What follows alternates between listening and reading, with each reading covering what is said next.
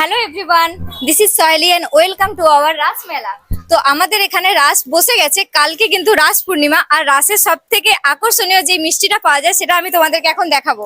তো তো এগুলোকে বলে কদমা। তো এটা কিন্তু তোমরা শুধুমাত্র আমাদের ময়নার রাসেই পাবে, আর কোথায় পাওয়া যায় আমার ঠিক জানা নেই, কিন্তু আমি যেটুকু জানি এটা শুধুমাত্র ময়নাতেই পাওয়া যায়।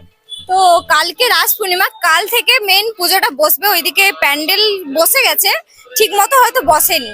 তো এসো, এখানে কতদিন পুজো থাকবে আমি তোমাদেরকে দেখাবো।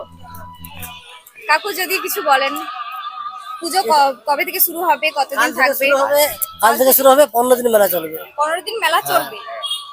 আর এই যে কদমা মিষ্টি, মানে এটা কিরম, কি ব্যাপার? এটা চিনি থেকেই তৈরি হয়, আর কিছু নেই এতে।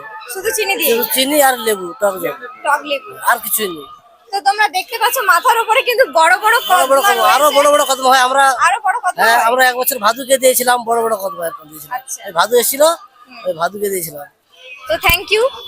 দোকানদানি কিন্তু ঠিক মতো বসেনি, কালকে মেন পুজো, এগুলোতে দোকান হবে সব।